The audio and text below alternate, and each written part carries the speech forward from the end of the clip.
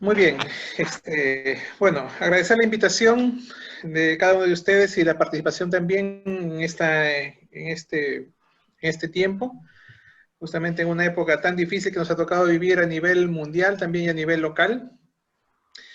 Voy a compartir algunas cosas básicas que les pueda servir a ustedes para que puedan conocer justamente sobre este nuevo virus realmente que recién de conocer tendrá pues máximo 8 meses, ¿no?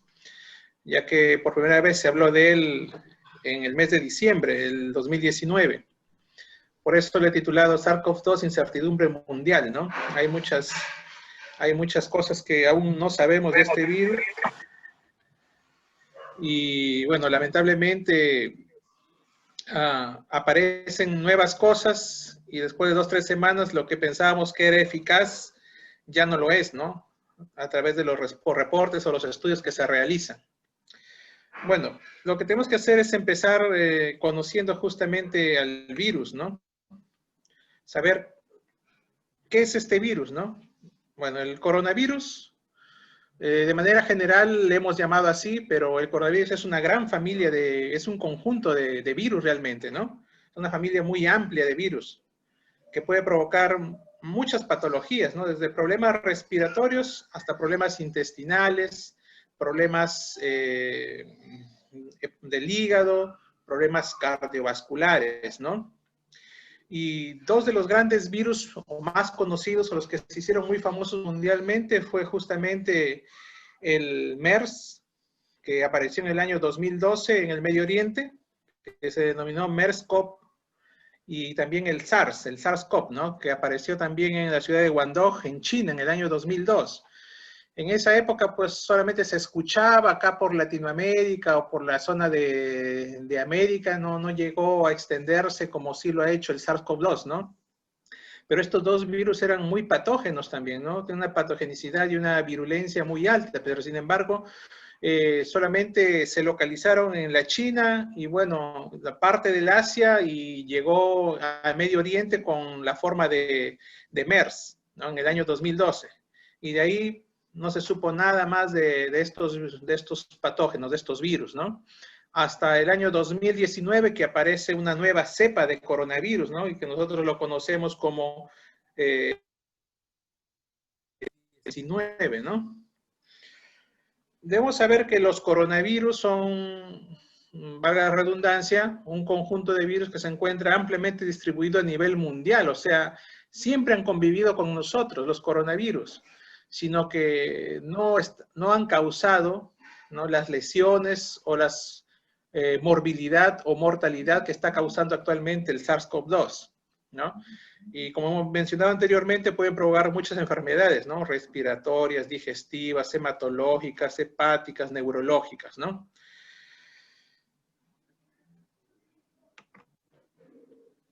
¿Dónde aparece el coronavirus? O por lo menos el origen de los coronavirus más patógenos que se han conocido, ¿no?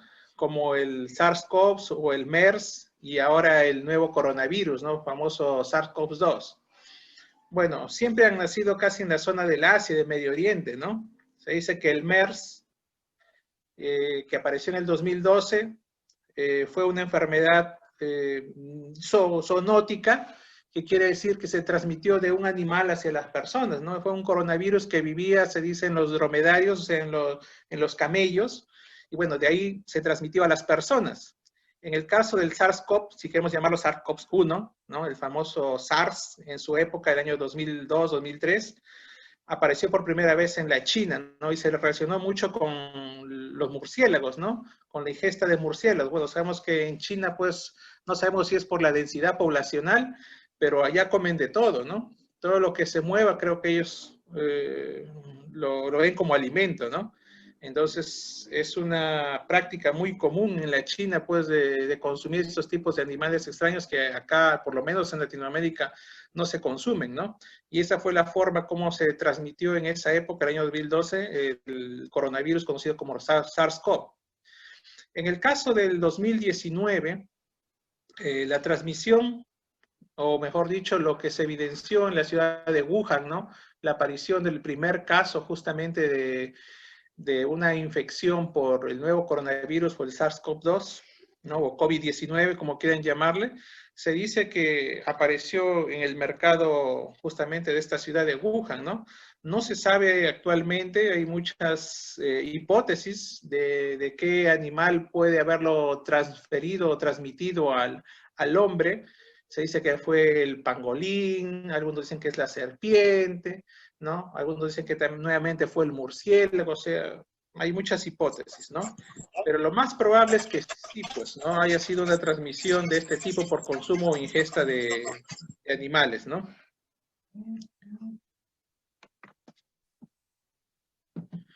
Bueno, solamente para que podamos volver en la historia, sabemos que los primeros casos reportados de SARS-CoV-2, el nuevo coronavirus, se registraron entre el 12 de diciembre y el 29 de diciembre del 2019, ¿no? Según justamente las autoridades sanitarias de la ciudad de Wuhan en China.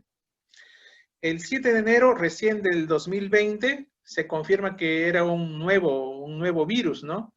Al cual llamaron justamente SARS-CoV-2 o en su época, ¿no? nCoV o 2019 nCoV, ¿no? Un coronavirus que fue descubierto justamente el 2019, por eso el nombre de COVID-19, ¿no?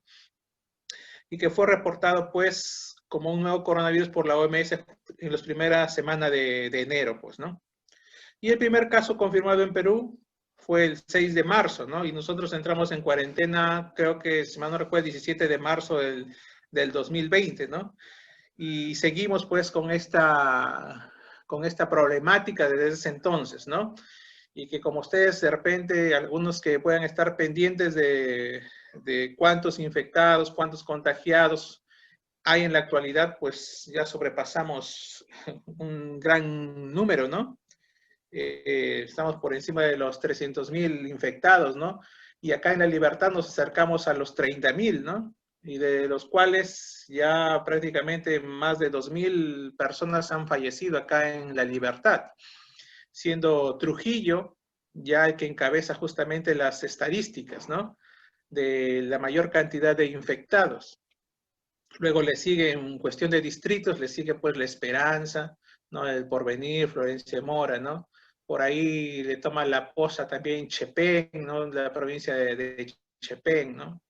Que un primer momento pues se desató la catástrofe en Chepén, ¿no? Era una catástrofe sanitaria, ¿no? No había cómo controlarlo allá, pero aparentemente ha disminuido. No sabemos si la incidencia de casos debido a la falta de pruebas diagnósticas o realmente pues la gente se está empezando a cuidar o está teniendo mayor conciencia de lo que está aconteciendo, ¿no?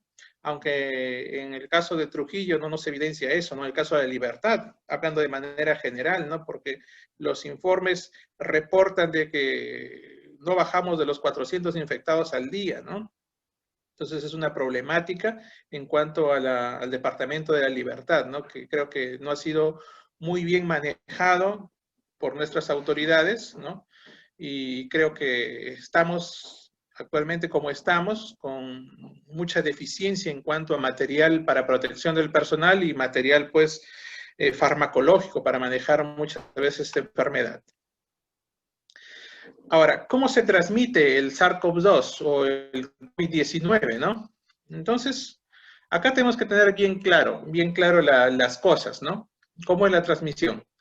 La principal forma de transmisión es el contacto directo, ¿no? Persona infectada sintomática, hay que hacer una diferencia ahí entre un sintomático y un asintomático. Eso no significa que el asintomático no pueda contagiar, sí lo puede hacer, pero el que puede contagiar a muchas más personas es justamente el paciente sintomático, el paciente tosedor, el paciente que presenta pues estornudos, el paciente que tiene su distrés respiratorio, o sea, en otras palabras, que se encuentra con el cansancio clásico que aparece en los pacientes que han contraído el SARS-CoV-2 y que probablemente puedan ser requirientes de oxígeno, ¿no? Entonces, cuando uno exhala, ¿no? Cuando uno respira, quiera o no, cuando uno elimina pequeñas gotitas, le llamamos nosotros, de esputo, si quieren llamarlo así, para que lo puedan entender, al momento de conversar uno elimina pues esas secreciones orales, ¿no? Y por ahí puede estar pues este germen, ¿no? Pero hay que hacer una diferencia porque los sintomáticos son los que más contagian que los asintomáticos. Una vez más, eso no significa que los asintomáticos no puedan contagiar. Sí lo hacen, ¿no? Y son los que con mayor, a lo que hay que tenerle más temor, ¿no? Porque a veces creemos que una persona, porque no tiene los síntomas, no tiene el COVID, ¿no? O el COVID-19. Pero lo más probable es que sí lo pueda tener, ¿no?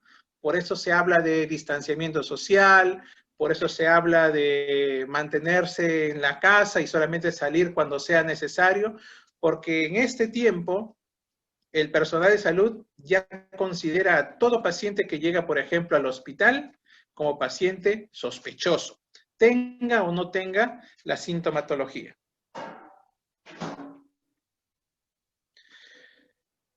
Este es un dato importante que también deben conocer con respecto a la duración del coronavirus en superficies, ¿no?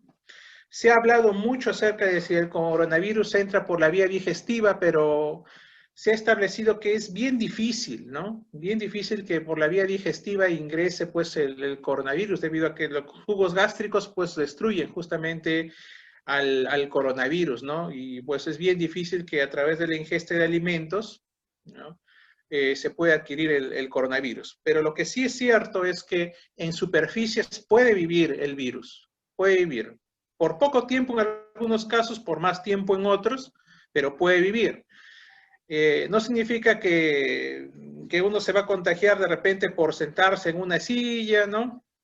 O por tocar una lata de conservas, o una lata de desinfectante, o un cuaderno. Acá la cuestión es que hay que sospechar de toda superficie que esté obviamente fuera de nuestra casa, ¿no? Que tocamos, por ejemplo, barandas, ¿no? Baranda de los carros, ¿no? Baranda en las calles, o si nos sentamos de repente en bancas en el parque. Entonces, puede haber o puede darse el caso de que ahí se encuentre el virus. Y nosotros cogemos con las manos y nos tocamos los ojos o la nariz o la boca, ¿no?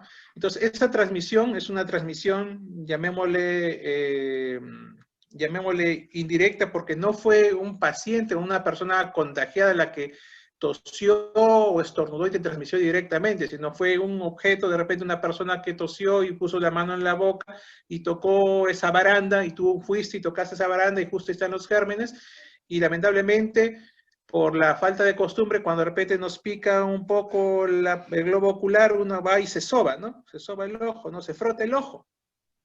Entonces ahí te estás transmitiendo el virus de manera indirecta, ¿no? Sin tú saberlo. Pero ahora sabemos que, por ejemplo, en el aluminio, esto lo pueden encontrar en el New England, que es una revista médica, ¿no? El aluminio o el metal, el COVID o el coronavirus, vive alrededor de 2 a 8 horas, ¿no? En los guantes quirúrgicos que nosotros usamos en los hospitales dura unas 8 horas, ¿no? En la madera se dice que 4 días, cristales 4 días, papel también de 4 a 5 días y el plástico también de 4 a 5 días. Es por eso que cuando nosotros vamos a hacer compras siempre se recomienda pues la desinfección previa, ¿no? De todo lo que ingrese a nuestra casa. Más por precaución, ¿no? Por precaución, porque tendríamos que pensar que todas las cosas que están en el supermercado, el que las colocó ahí, pues ha estado tosiendo y con su mano está cogiendo todas las sustancias, ¿no? Todos los elementos. Nadie sabe eso, nadie sabe si pasa o no pasa, pero debería desinfectarse toda cosa que ingresa a nuestro hogar. En cuanto a la sintomatología, ya había dicho que los pacientes que están infectados por el SARS-CoV-2 pueden ser sintomáticos o asintomáticos. Si son asintomáticos, esto no les va a servir, ¿no? Porque lamentablemente, pues, si son asintomáticos, no van a mostrar ninguno de los síntomas que ustedes ven en pantalla. En el caso de los pacientes sintomáticos, hemos dividido en síntomas habituales y síntomas no habituales. Fácil es reconocer a un paciente que viene pues con fiebre, con tos seca, ¿no? Que es lo clásico de la infección por SARS-CoV-2, ¿no? El cansancio, la fatiga, la sensación de falta de aire, ¿no? el dolor de garganta, ¿no? Entonces, y no es un dolor de garganta típico, no es solamente como una molestia, el paciente refiere como algo que no lo deja pasar adecuadamente los alimentos, como una garraspera, si queremos llamarlo así, ¿no? Pero esos son los síntomas clásicos, ¿no? Si te viene un paciente o un familiar te dice, ¿sabes qué? Tengo fiebre, tengo una tos seca y siento que me duele el pecho, que me oprime el pecho, estoy con cansancio. Entonces hay que sospechar que podría ser una infección. En nuestro tiempo, hablamos en este momento de pandemia, lo primero que hay que sospechar pues es que sea una infección por COVID. Mucho más si es la persona encargada de hacer las compras o es la persona que trabaja de repente en una oficina, que ya se reincorporó en este tiempo, que ya suspendió en la libertad pues la cuarentena, ¿no? O que viaja constantemente en los buses. ¿Ya? Entonces esos son los síntomas habituales. Eso es fácil reconocer. El problema cuando viene con síntomas no comunes, ¿no? En el hospital hemos visto muchos casos de pacientes que llegan sobre todo con dolor abdominal, ¿no? Y hemos dicho que el SARS-CoV-2 puede afectar, así como cualquier otro coronavirus, puede afectar el tubo digestivo, el tracto digestivo. Entonces hay pacientes que vienen con dolor abdominal y parece que fuese pues un problema vesicular, un problema de apéndice y al final resulta pues que están con la infección del COVID-19, ¿no? Entonces, los dolores musculares, el malestar general, el dolor de pecho, molestias urinarias. Este virus realmente es terrible, ¿no? Porque nos da un sinnúmero de sintomatologías. Hemos visto pacientes con reacciones pruriginosas, o sea, semejantes a alergias o lesiones dermatológicas, y han venido solamente por eso, y les hemos hecho la prueba y ha salido positivo, ¿no? Para coronavirus, ¿no? Y solamente se evidencia con lesiones dérmicas.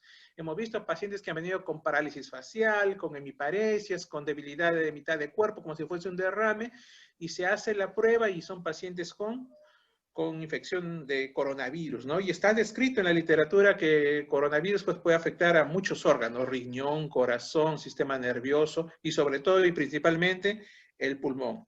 Así que hay signos inespecíficos del coronavirus que nos pueden llevar a pensar que es otra cosa, pero por la persistencia de la sintomatología deberíamos sospechar también en infección por COVID.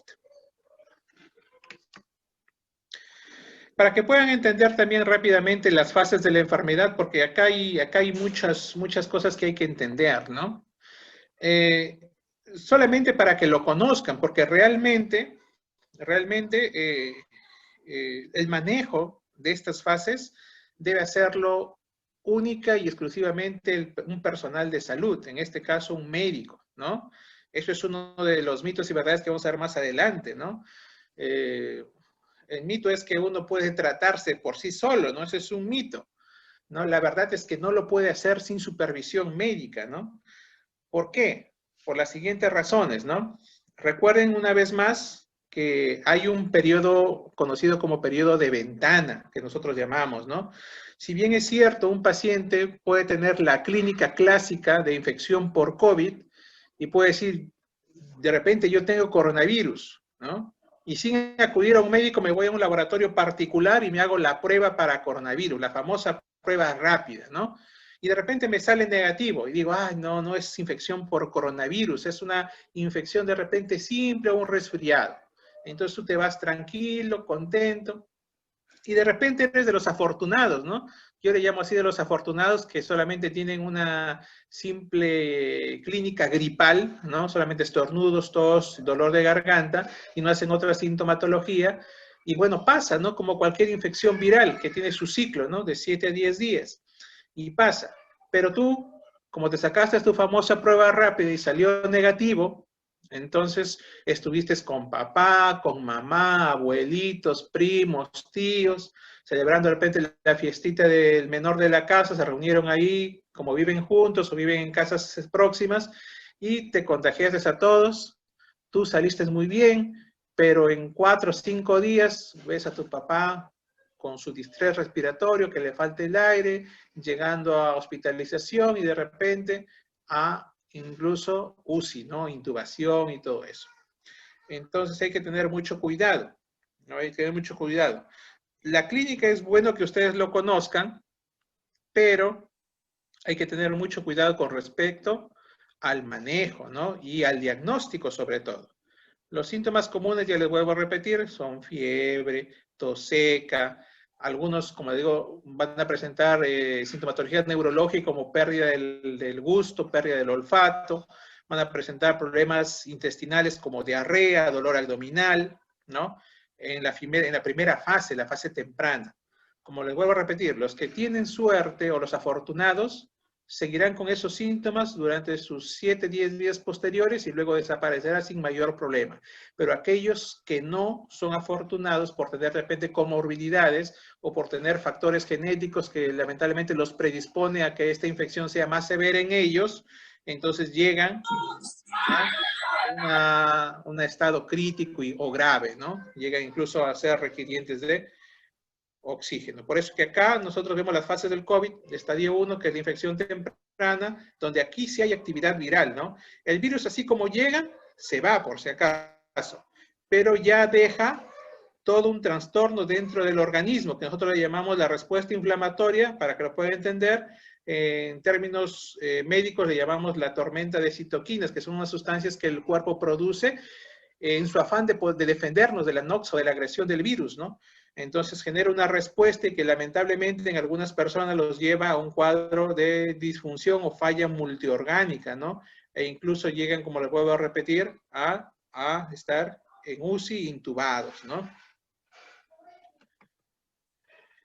Ahora, hay que tener en cuenta que cuando uno tiene un contacto con un paciente positivo para COVID y de repente uno se contagió, los síntomas o el tiempo de incubación es entre 3, algunos dicen de 3 a 5 días es el promedio, pero también puede extenderse hasta los 7, 14 días. O sea, quiere decir, desde el contacto hasta la aparición de los síntomas pueden pasar 3 a 5 días, pero puede darse un rango máximo hasta de 14 días. O sea, no es que estoy a salvo, ¿no? O sea, espero los 3 días a ver, estuve en contacto con un paciente con COVID positivo, un compañero con el que compartí de repente en la oficina, salió positivo, pero yo hace 3 días estuve almorzando con él, conversándonos, riéndonos, ¿no?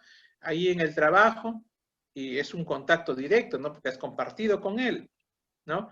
Entonces, vamos a esperar 3, 5 días, bueno, no tengo síntomas, y de repente estoy tranquilo porque no aparecieron los síntomas. El doctor me dijo que a los 3 o 5 días, pero hay casos que aparecen pues al 7º, incluso 10º, hasta 14 días, ¿no? Tras el contacto con un paciente con COVID-19 positivo, ¿no?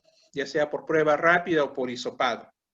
Y en este cuadrito nosotros lo que quiero enseñarles es que cuando uno de repente no quiere pues estar bajo la supervisión médica y se hace la prueba rápida por sí solo, acá ven esta etapa que dice etapa presintomática, donde obviamente el paciente ha tenido contacto con un paciente positivo, entonces acá adquiere el germen o el virus en este caso, acá obviamente se está multiplicando el virus y el paciente no tiene ningún síntoma, ¿no?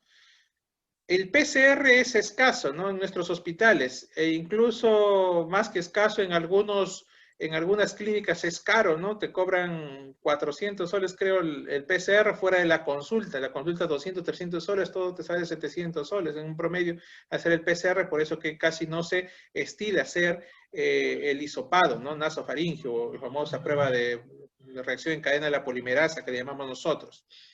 Pero el paciente recién toma conciencia cuando empiezan a aparecer los síntomas, que esta es la etapa sintomática, ¿no?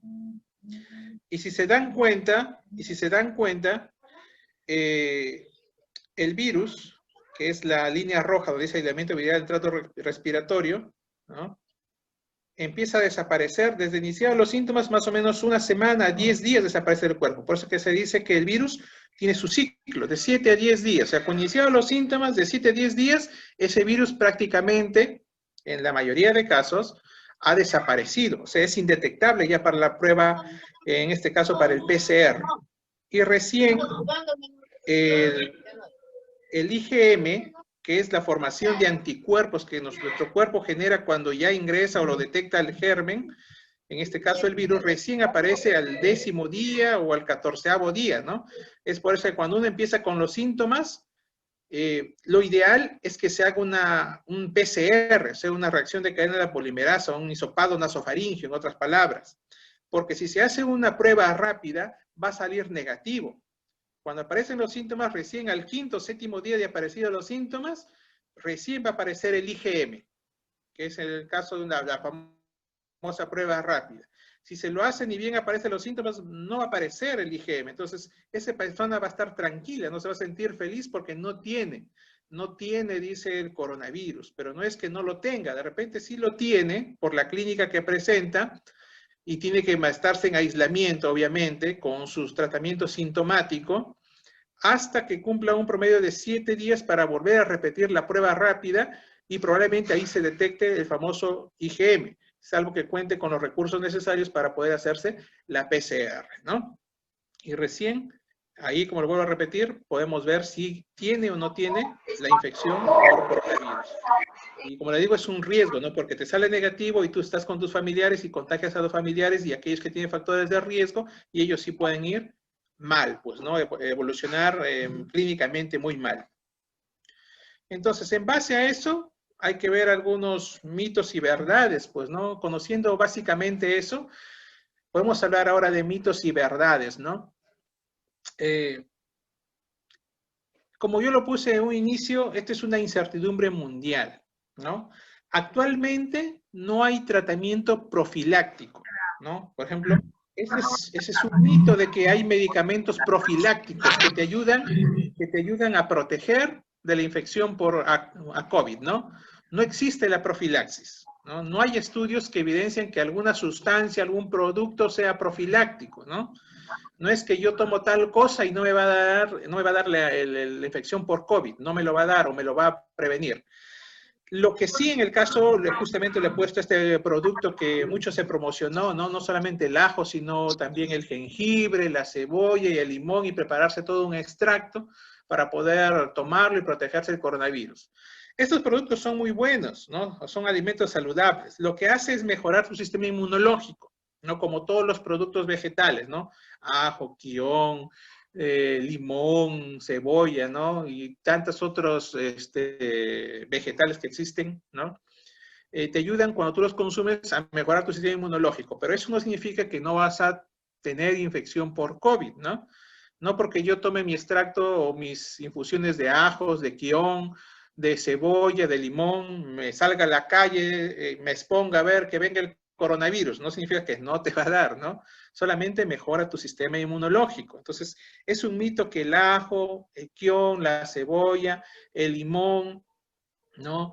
El matico, ¿no? El eucalipto, ¿no? te vayan, vayan a evitar que te dé una infección por COVID. Lo que van a hacer es mejorar tu sistema inmunológico. Esa es otra cosa. Es una cosa muy diferente a que vaya a prevenir, o mejor dicho, o evitar que te infectes por el COVID.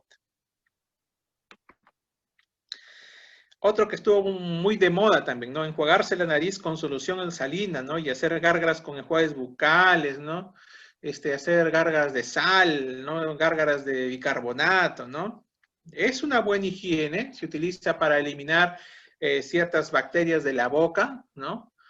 Pero tampoco va a prevenir que te dé una infección por el famoso COVID-19, ¿no? No hay evidencias, ¿no? No hay evidencias clínicas para poder decir que te va a evitar la infección por COVID-19.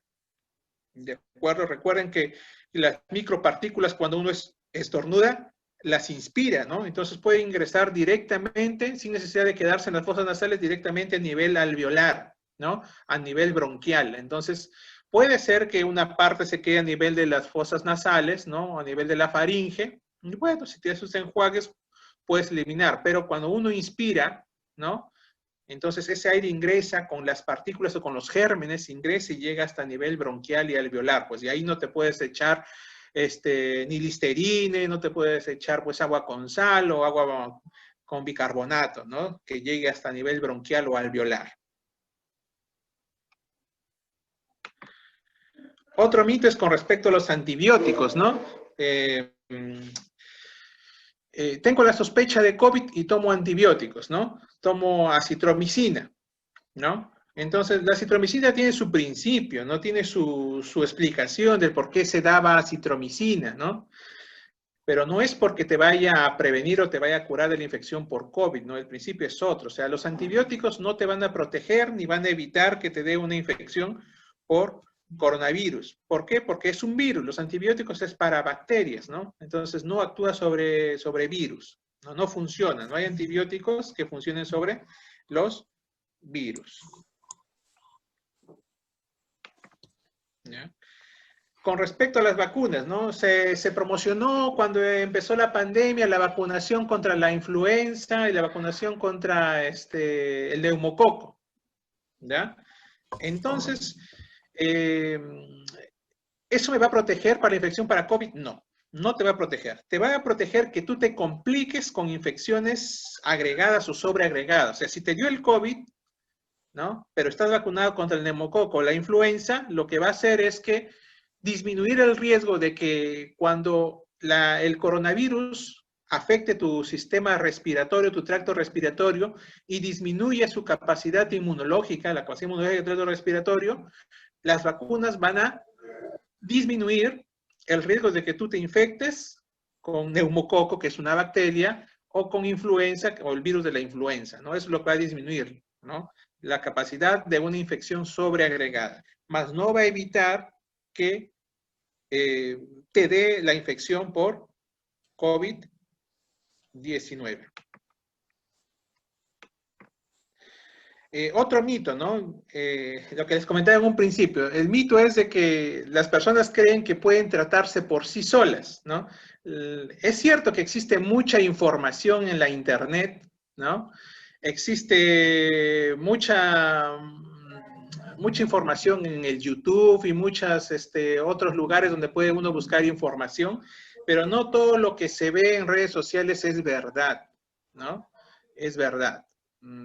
El día de ayer en mi guardia tuvimos una discusión con unos familiares porque llevaron a su paciente que estaba desaturando. Desaturando es cuando el nivel de oxígeno en la sangre pues está por debajo de lo normal. Es una paciente que estaba con oxígeno, con una respiración boqueante, le llamamos nosotros, cuando está muy agitada y se ve claramente que es tributaria de oxígeno a altos volúmenes. Le dijimos, este paciente es una paciente de frente, clínicamente una paciente con infección por COVID. Y los familiares gritaban, no, ustedes solamente, todo lo ven COVID, por eso la gente se muere. Le digo, señor, es una paciente con infección por COVID. Y me decían, no, si ayer estaba bien y hoy se ha puesto mal. Justamente le digo, ¿no? En la infección por COVID, en algunas personas hay la famosa hipoxemia permisiva. Son pacientes, eso es lo clásico de la infección por COVID, sobre todo en adultos mayores y pacientes con comorbilidades como obesidad, como diabetes, con hipertensión arterial. Aquellos pacientes que un día están todo tranquilo y al día siguiente se descompensan. ¿Por qué? La famosa hipoxemia permisiva es que el cuerpo parece que se acostumbrara a la disminución progresiva del oxígeno, y como en la casa nadie cuenta con pulsos oxímetros, son unos aparatitos que se ponen en el dedo para medir la saturación, entonces tú no estás controlándote frecuentemente cuánto saturas, ¿no? Entonces hay personas que no lo sienten y la saturación va bajando, ¿no? 94, 93, 92, y el paciente está tranquilo. Y ya cuando llega a valores que obviamente el cerebro y el corazón no lo toleran, como valores de 82, 80, el paciente se desploma, ¿no? Y como esta señora, pues, ¿no? Le hicimos la prueba rápida y salió positiva para coronavirus, ¿no? En ese momento los hijos se pusieron a llorar porque, obviamente, la abuelita, si no salía de la casa, alguno de los 3 hijos que fueron allá a gritar al personal de salud, fue el responsable o el culpable, pues, ¿no? Entonces hay que tener mucho cuidado en cuanto al diagnóstico y tratamiento. Siempre consultar con un personal de salud, en este caso, un médico, ¿no? Y sobre todo un médico de urgencias, o un médico internista, o un médico intensivista, que son los que obviamente están metidos más en este campo del manejo para infección de COVID-19, ¿no? Otro mito que últimamente está muy de moda, ¿no? Incluso se han hecho, creo, sectas o grupos para hablar sobre el famoso CDS, ¿no? El famoso dióxido de cloro, ¿no? La solución mineral milagrosa, ¿no? Como les vuelvo a repetir, nada está dicho. Sin embargo, para que tú puedas probar si algo funciona, ¿no? Tienes que hacer estudios, ¿no? Pero para hacer estudios, tú tienes que tener personas que están dispuestas a participar del estudio. Entonces, un paciente con infección por COVID, un grupo de personas tendría que decir, ¿sabes qué? Yo quiero probar, entrar a un estudio y ver si realmente el dióxido de cloro funciona. Pero ese es un riesgo. ¿Cuál es el riesgo? Que tiene que haber un grupo control y un grupo, obviamente, que placebo, ¿no? El control es el que está recibiendo el medicamento y el placebo es el que de repente recibe otro tratamiento. Entonces tendríamos que estar experimentando, en otras palabras, ¿no? Y la experimentación en este tiempo no es válida, ¿no? En cuanto a los criterios de estudios, no es válido. Entonces, no existe evidencia que el dióxido de cloro te mejore, ¿no? No existe ninguna evidencia, no hay ningún estudio, ningún aval, estudios retrospectivos, no hay, ¿no? Solamente son experiencias de personas que dicen que han tomado y han mejorado, ¿no? Es como yo puedo decir, tuve un familiar que salió con infección COVID y se le dio solamente ibuprofeno y mejoró, ¿no? Y no por ello puedo decir que el ibuprofeno es la panacea, ¿no? Que puede ser la solución para poder curar el COVID, ¿no? Entonces son situaciones diferentes, los organismos son diferentes, los cuerpos son diferentes, las respuestas del cuerpo de las personas a la infección por COVID son diferentes, ¿no? He tenido pacientes que han sido cuidados por sus familiares que lamentablemente tenían que administrar todos sus medicamentos y ellos han hecho manifestaciones leves, moderadas, y ellos han tenido la infección, se han hecho la prueba después de tratar a sus familiares con IgG positivo y nunca tuvieron algún síntoma. Entonces, no todas las personas son iguales. Entonces, algunos reaccionan de una manera, algunas de buena manera y a otras de muy mala manera, ¿no? Entonces, hay que tener mucho cuidado. Bueno, eso es lo básico que podía compartir con ustedes.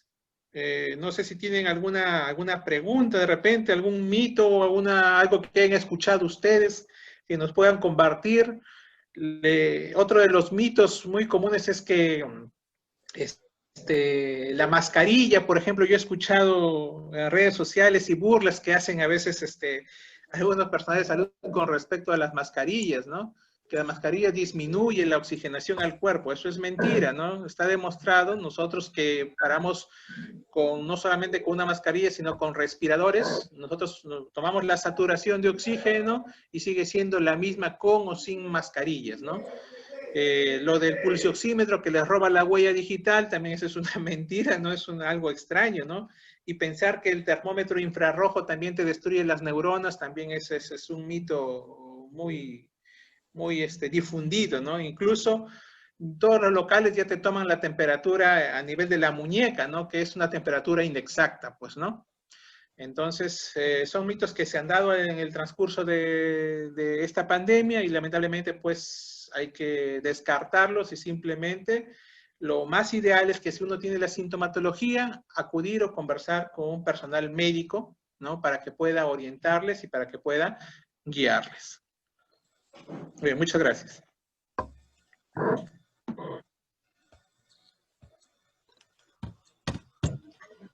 Gracias, doctor.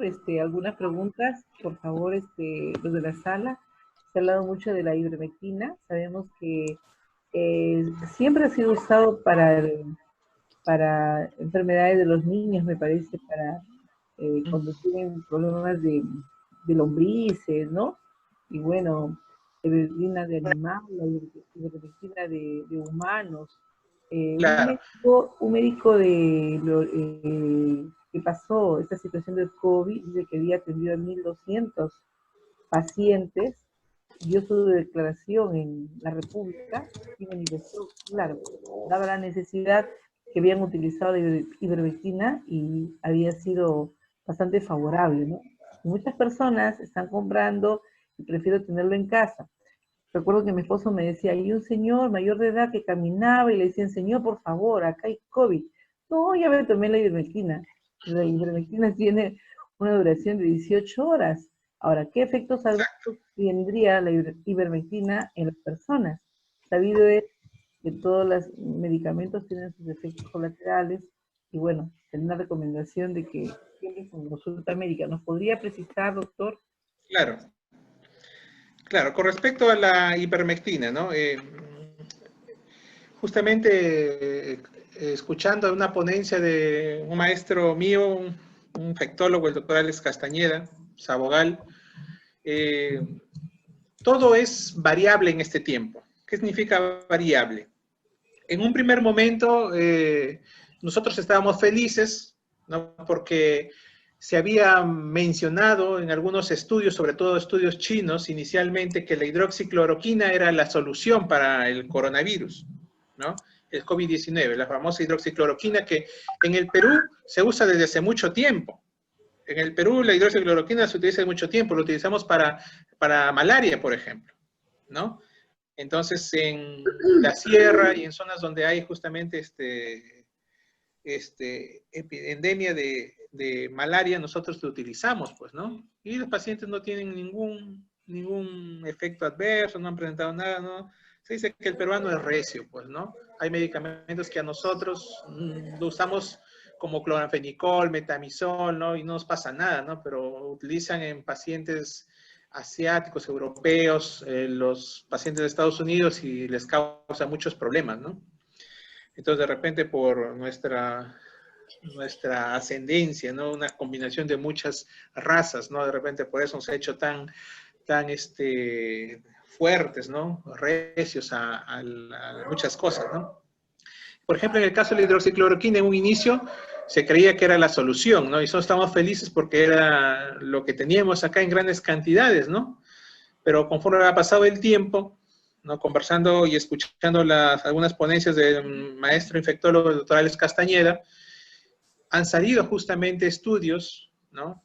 Estudios a nivel mundial que han visto que la hidroxicloroquina no ha mostrado ningún efecto en cuanto a la mejoría de los pacientes que la han venido consumiendo, ¿no? O sea, ya han hecho estudios ya en numerosos de pacientes donde no hay un efecto favorable de la hidroxicloroquina. Por el contrario, puede provocar efectos adversos, ¿no?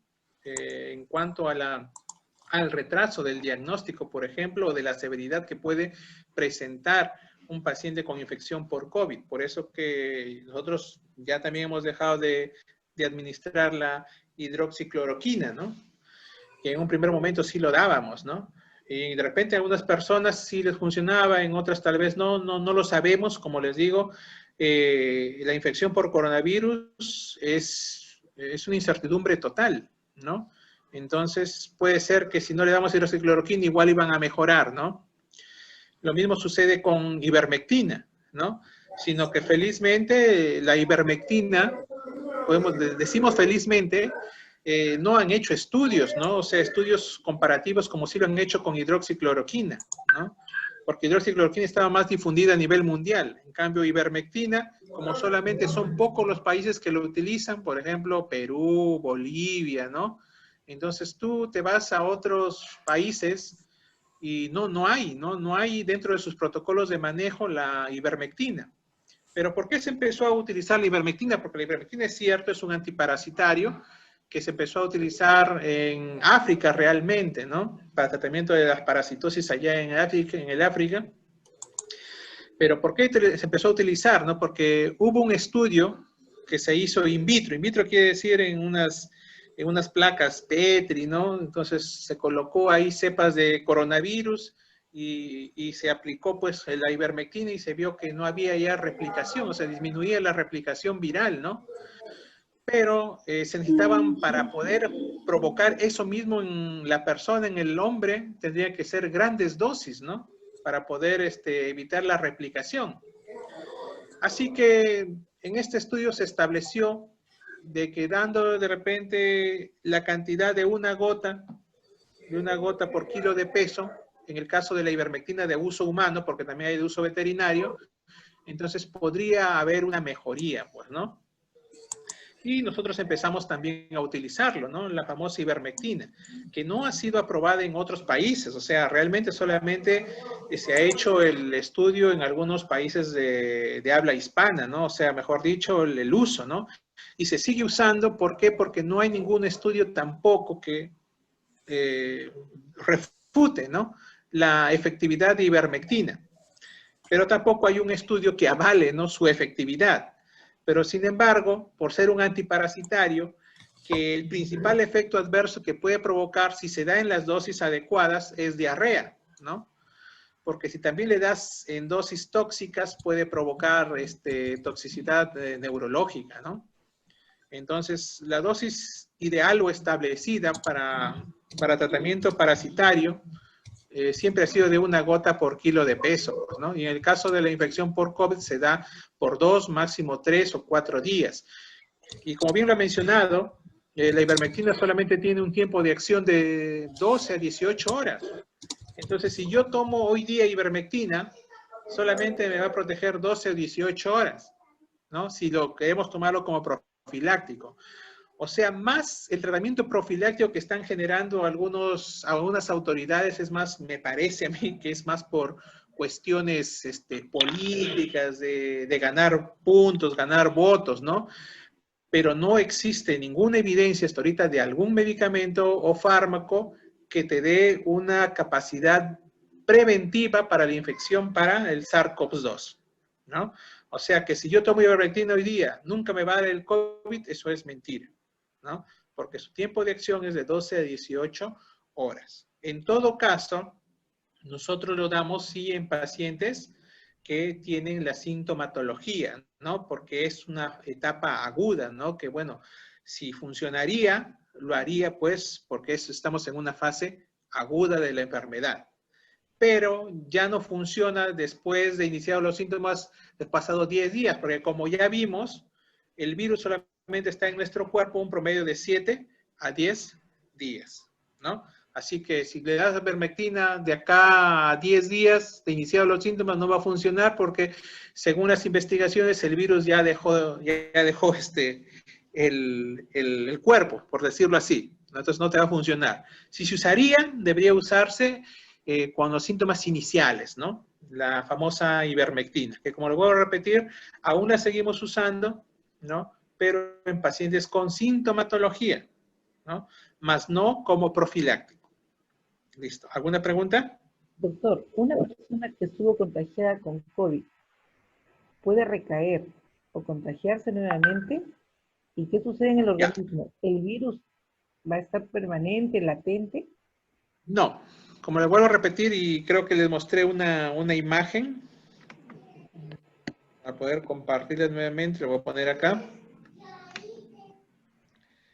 Hay que entender muy bien la fisiología del virus realmente, ¿no?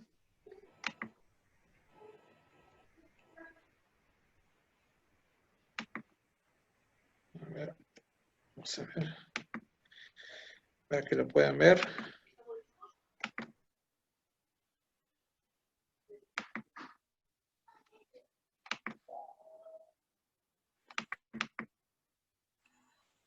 No sé si lo ven ahí. No, doctor. No, no. Está cargando. ¿Lo ven? Está cargando. Está cargando. Ahora sí. Ya. Claro. Ya.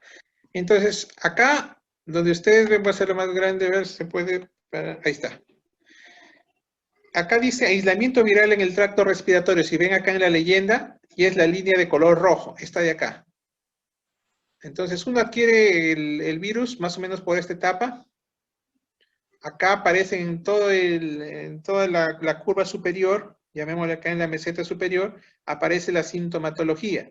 Y el virus, ni bien aparece la sintomatología, después de 7 días, máximo 10 días, llamémoslo así, acá por esta zona, desaparece la detección. O sea, prácticamente ya no hay detección de virus, porque el PCR lo que busca es justamente el virus, lo busca ya sea restos o el mismo propio virus lo detecta con la PCR. Pero se ha visto en los estudios que cuando le hacen la PCR acá ya es indetectable el virus. Por lo tanto, el virus desaparece más o menos al 7º o 10º día después de iniciada la sintomatología. ¿Sí? En pacientes obviamente que no han llegado a la, llamémosle así, a la fase inflamatoria o la famosa tormenta de citoquinas, sobre todo en aquellos pacientes que están en UCI, en otras palabras, ¿no? Por ejemplo, en esos pacientes que están en UCI, se supone que por la severidad de los cuadros todavía son contagiantes, pero aquellos pacientes que han tenido sintomatología leve, ¿no? Al 7º, 10º día desaparece el virus del cuerpo. Por lo tanto, las siguientes semanas, ¿no? Ese paciente ya no contagia. Es por eso que nosotros les damos 14 días de aislamiento a las personas. Imagínense que este sea el día 1, acá hay una semana 7 días, el virus ya desaparece, acá la segunda semana sería el día 14, acá ya no hay virus. Por eso damos 14 días de aislamiento una vez iniciados los síntomas, ¿no? O cuando sale la prueba rápida IgM positivo, ¿no?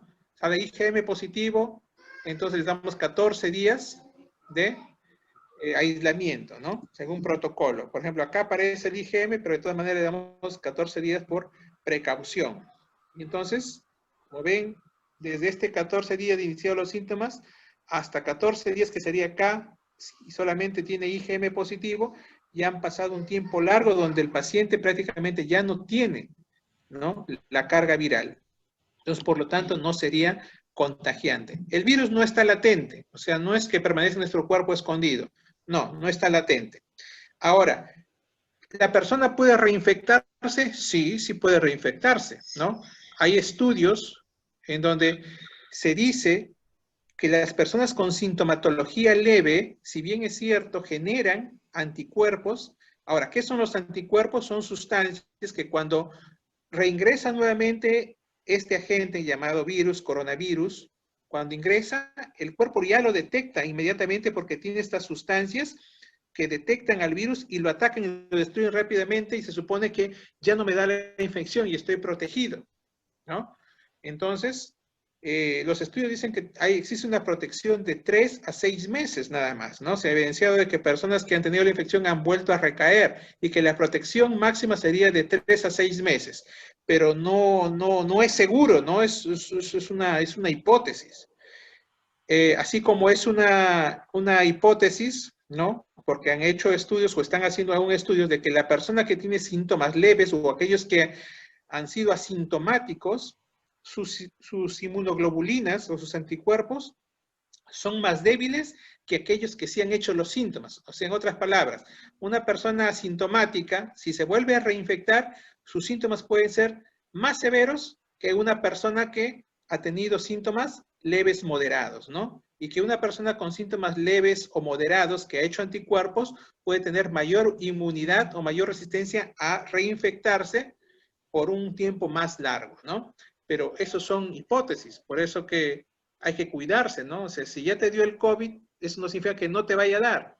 Sí te puede volver a dar, porque en esta enfermedad no hay nada dicho, o sea, no hay nada 100% seguro. Gracias, doctor. Doctor, cuando se habla del grado de saturación, significa la oxigenación de porcentaje que tiene los pulmones. Ahora, hay que entender, aquí hay que tener en cuenta 2 términos, ¿no? En términos médicos, nosotros hablamos de presiones de oxígeno y saturación de oxígeno, ¿no? La saturación de oxígeno es lo que fácilmente podemos medir con un aparatito que se llama pulsioxímetro. No sé si tengo uno por acá. A ver. No sé si lo tengo por acá, justamente acá, ¿no? No sé si lo ven, este es el famoso pulsioxímetro. No, dejaría de compartir pantalla para verlo. A ver, vamos a dejar de compartir pantalla.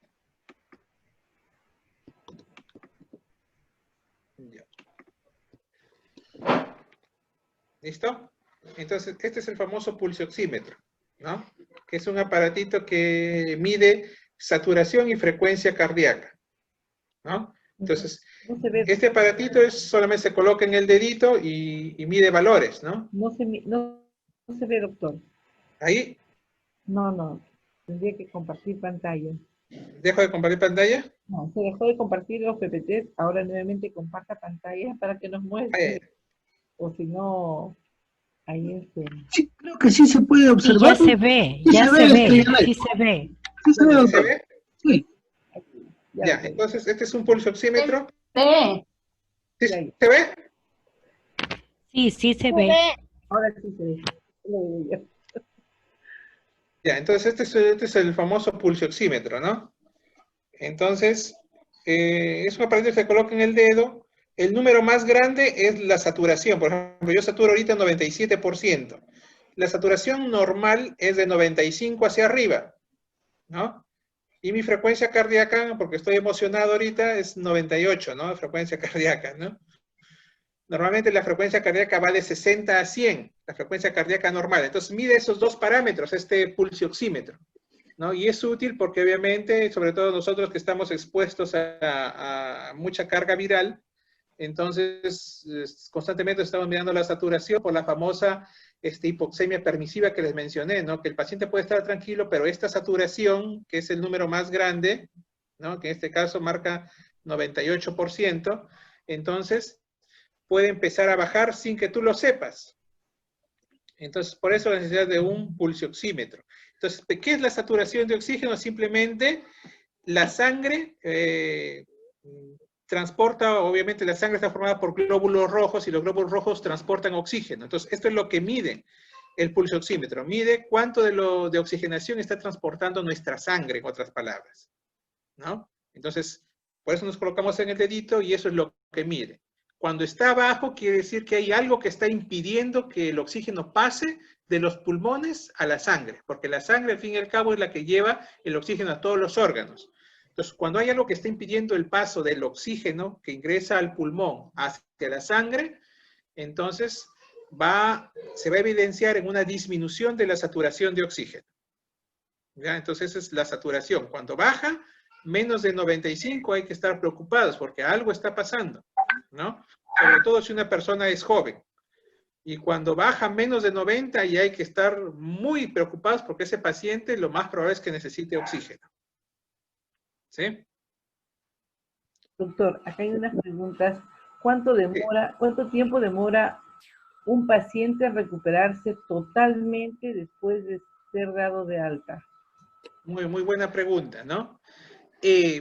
Hay muchos estudios, o sea, nos deberíamos un siglo de repasar todos los estudios, pero hay muchos estudios que reporte de casos de pacientes que han quedado con secuelas después de su infección por COVID, ¿no? ¿Cuáles son las secuelas clásicas que se ha evidenciado? Dolor de pecho, por ejemplo. Pacientes que se quedan dolor de pecho, dice, doctor, me he quedado después que he tenido la infección por COVID, dolor de pecho, por favor, sáqueme una placa. Ya decimos, te tomamos una radiografía de tórax. No tienes nada, le digo, sino que es una secuela de la infección por COVID. ¿Qué otra cosa? También se quejan de dolor de espalda, dolores musculares, dolores de cabeza, ¿no? Hemos visto bastantes pacientes que tras la infección por COVID se han quedado con la secuela de dolor de cabeza, ¿no? Una aparente migraña, ¿no? Llamémosle así, ¿no? Que ya se les queda por mucho tiempo, ¿no? Algunos se quedan con ardor, ¿no? O sea, sensación de quemazón en el pecho o quemazón en los brazos, dolores articulares, o sea, hemos visto muchos pacientes que no se quedan con síntomas o secuelas, pero hay otros que sí, ¿no?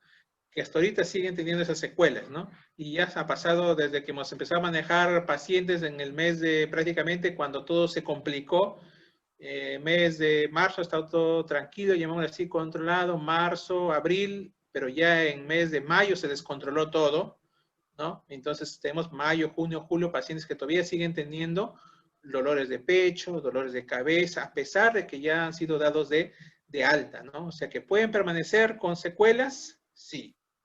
¿No? ¿Cuánto tiempo? No lo sabemos, porque ya estamos como 3, 4 meses y siguen con esas molestias. Y no es que tengan el coronavirus todavía o el virus dentro de ellos, ¿no? Sino que lamentablemente son secuelas neurológicas que puede dejar esta infección, ¿no? O secuelas en otros órganos, ¿no?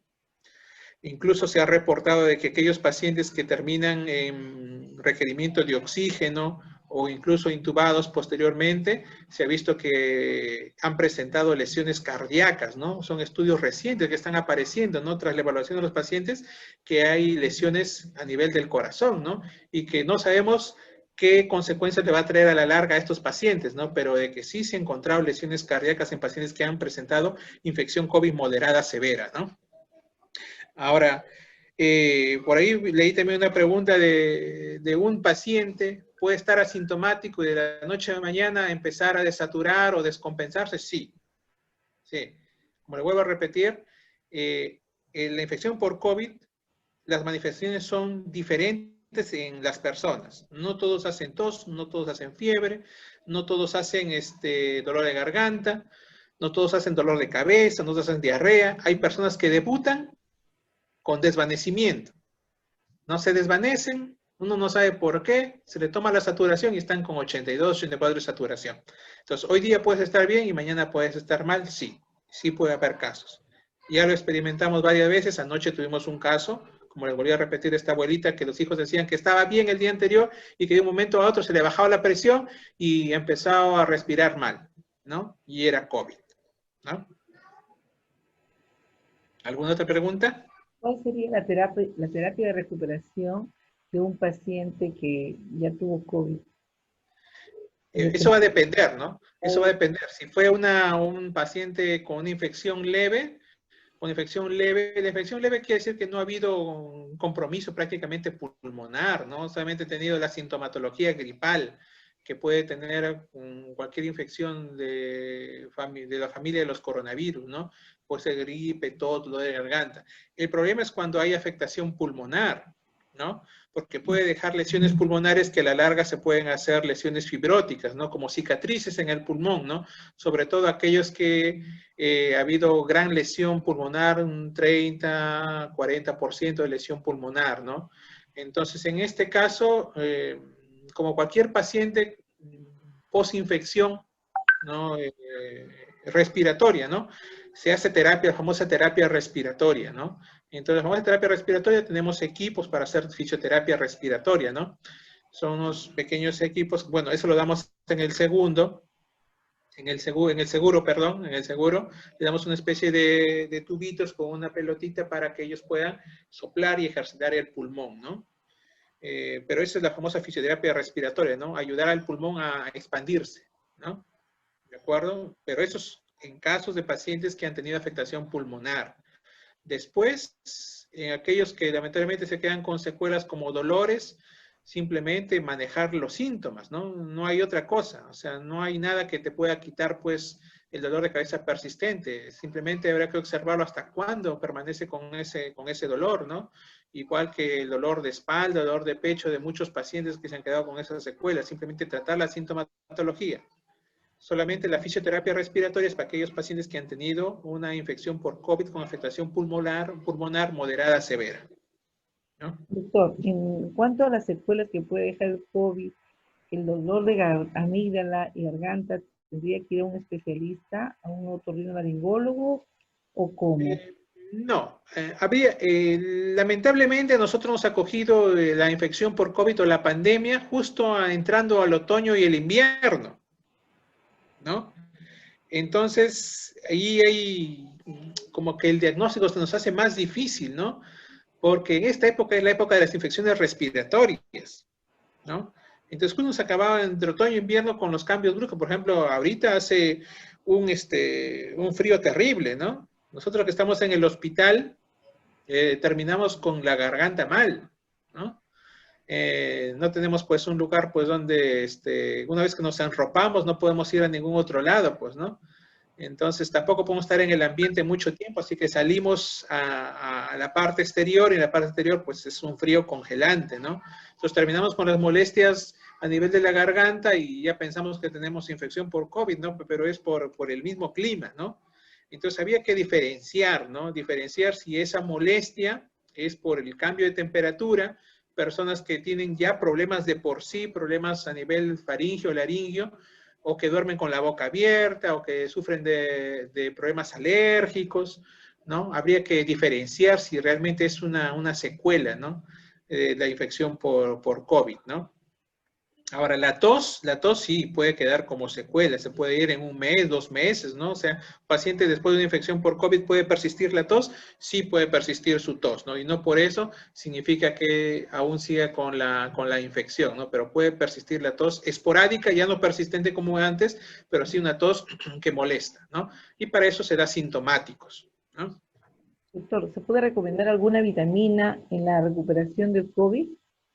Bueno, todo aquello que te ayuda al sistema inmunológico es bienvenido, sobre todo los antioxidantes, ¿no? Vitaminas, antioxidantes, la A, la C, la D, la E, se puede consumir, ¿no? Incluso a nuestros pacientes nosotros les damos vitamina C para que consuman, ¿no? ¿No?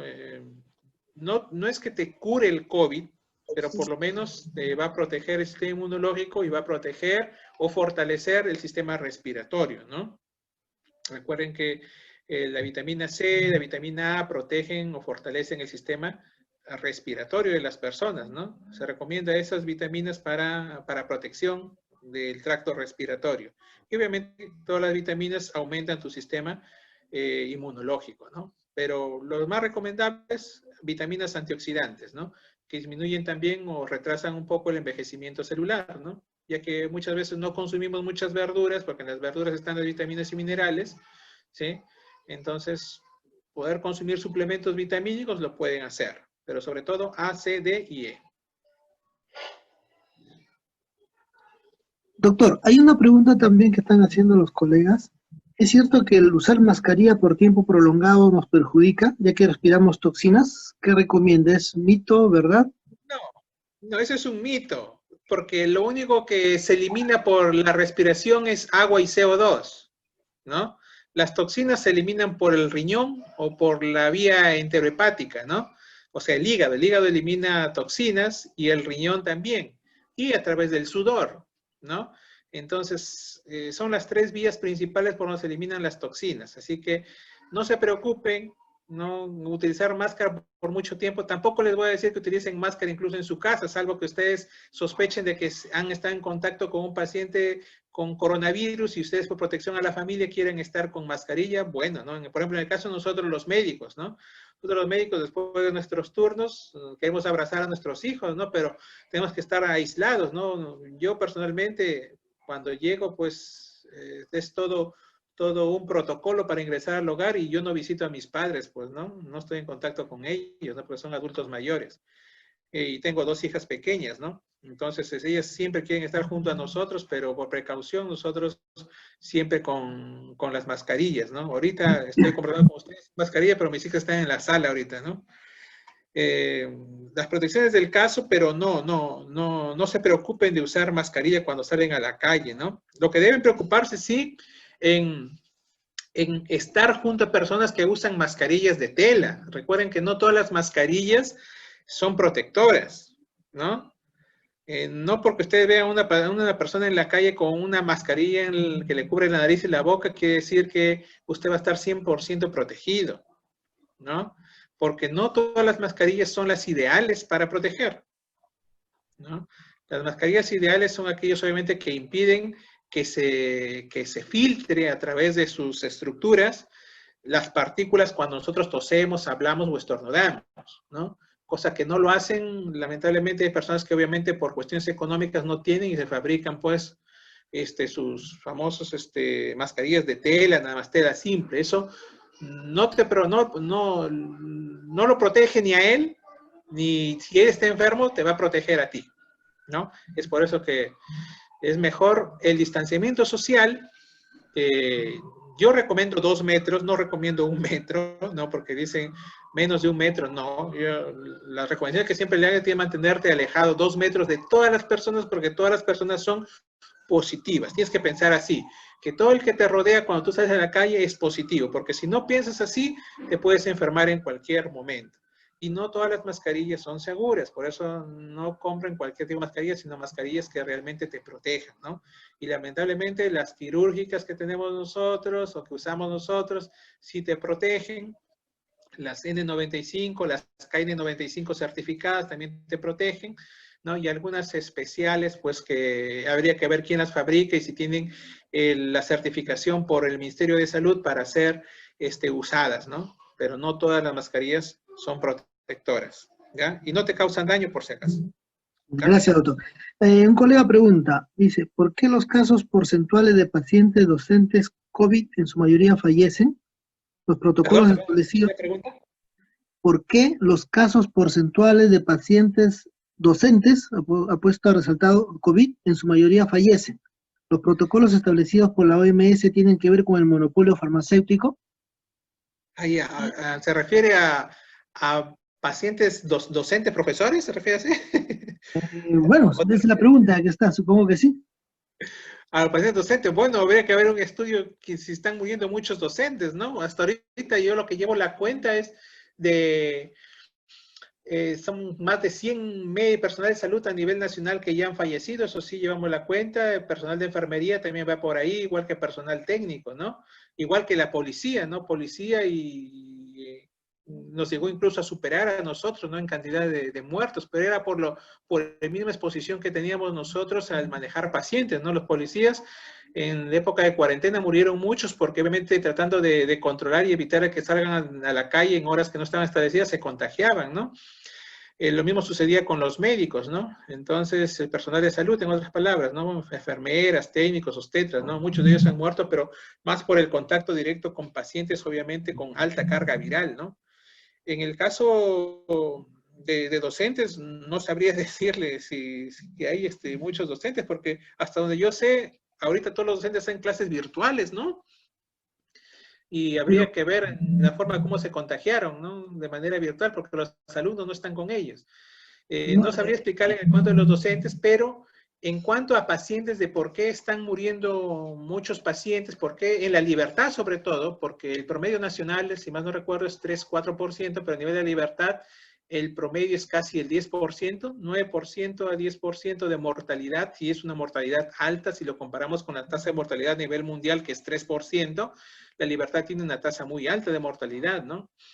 Ahí habría que hacer un mea culpa de repente de las autoridades por la falta de previsión, ¿no? De previsión en cuanto a lo que se nos venía, ¿no? Porque lo que teníamos que hacer acá no solamente era mejorar nuestro sistema de salud, nuestro sistema hospitalario, porque al hospital van a llegar los pacientes graves, ¿no? O sea, al hospital te llegan los leves, sí, pero los leves son tratables. El problema es cuando te llegan los pacientes críticos, ¿no? Tener la suficiente capacidad para poder tratar a los pacientes críticos. Entonces, eso significa tener el personal, ¿no? Tener el personal de salud adecuado porque,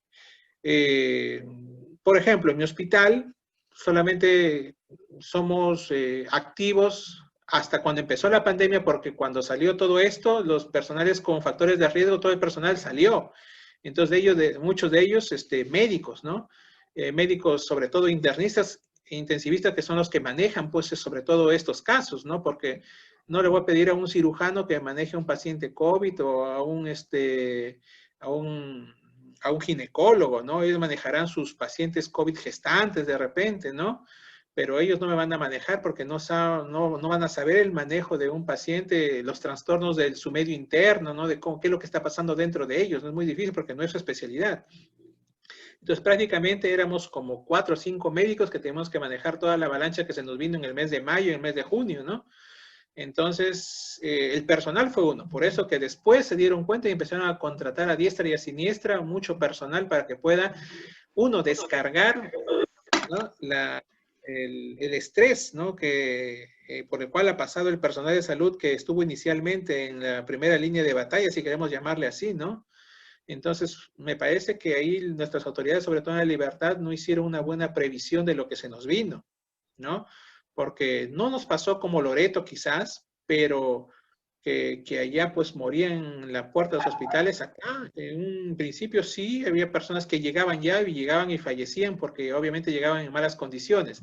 Lo que pasa es que no se hizo una buena comunicación, ¿no? No se hizo una buena previsión en cuanto a comunicar a las personas o a la población en sí de cómo deberían actuar cuando aparecían los síntomas, qué deberías hacer con un paciente que salió positivo, que debía quedarse en cuarentena, que no debería estar con los demás familiares, que no debía salir a la calle porque va a contagiar a otras personas. Entonces, me parece que la previsión más fue de prevención, o sea, no se hizo una prevención y una promoción de salud dentro de la población, ¿no? Porque los equipos teníamos para poder actuar en las personas que llegaban pacientes críticos. El problema es que no esperábamos que fueran tantos, ¿no? Entonces, y muchos de ellos ya prácticamente en fase final. Entonces, cuando se destapó todo esto de la pandemia, cuando se desató ya y ya todas las personas empezaron a salir, ya no se respetaba la cuarentena, empezaron la mayor cantidad de contagios. Entonces, en una noche nos llegaban pacientes críticos que prácticamente copaban todas las camas y entonces nos quedamos sin oxígeno, nos quedamos sin cama, nos quedamos sin ventiladores, entonces no podíamos quitar a uno el ventilador para ponerle al otro, lamentablemente ya no había donde ponerlo, entonces ¿qué nos quedaba? Solamente darle el soporte oxigenatorio a lo máximo que se podía y esperar a que uno de UCI intubado se recupere, ¿no? Y poder entrar ahí. Y si no salía uno de UCI, ese paciente no tenía más opción que obviamente soportar con el tratamiento o el soporte que se le brindaba y esperar a que su cuerpo reaccione bien y mejore, ¿no?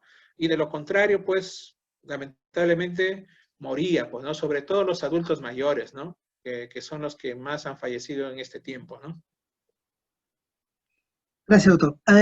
Dice, puede no tener síntomas de COVID y de pronto tu saturación de oxígeno baje y sea por COVID. Sí. Claro, como lo comenté hace un momento, ¿no? O sea, tú puedes estar tranquilo y mañana te desvaneces, ¿no? Y nadie sabe por qué. Te toman la saturación y estás con una saturación muy baja. Esa es una de las características también de la infección por COVID, sobre todo en los adultos mayores. ¿Es recomendable sacar a niño de 3 años a caminar por 1 hora con mascarilla y protector facial? Depende a dónde lo vayas a sacar, ¿no? O sea, depende de dónde te lo lleves, ¿no? Si lo vas a llevar al mall, yo te diría que no, ¿no? Ahora, si tienes movilidad personal, ¿no? Y te lo quieres llevar, depende de la campiña, que corra un rato, bueno, ¿no? No habría problema, son lugares amplios, descampados, ¿no? Entonces, donde no hay mucho contacto con otras personas, simplemente para que se distraiga un poco, ¿no? Lo que hemos hecho algunos colegas, ¿no? De vez en cuando sacar a nuestros hijos, de repente irnos a, bueno, ahorita Huanchaco está cerrado, no dejan pasar, pero de repente a otros sitios y estamos 1 hora nada más y regresamos, ¿no? Solamente para que no se aburran, pero si lo vas a llevar a un lugar donde hay mucha gente o lo vas a llevar a un lugar para que juegue con otros niños, yo recomendaría que no, ¿no? Porque los niños, si bien es cierto, se infectan menos, también se infectan. Y pueden infectarse y pueden ser más asintomáticos todavía, ¿no? Y ellos llevar la infección a otras personas dentro de la casa, ¿no? Entonces los niños tienen la costumbre de jugar, pues, ¿no? Y estar con otros niños y se pueden contagiar. Pueden jugar en los sub y bajas, en las redes, se ensucian totalmente. Entonces lo vas a llevar y vas a cumplir todas las reglas de higiene, que es difícil en un niño que tú le digas, ¿sabes qué? Mira, vas a coger el pasamanos o el resbaladero, no te toques la cara, la boca, los ojos, es bien difícil, ¿no? Controlar a un niño, ¿no? Sobre todo menor de 8 años, ¿no?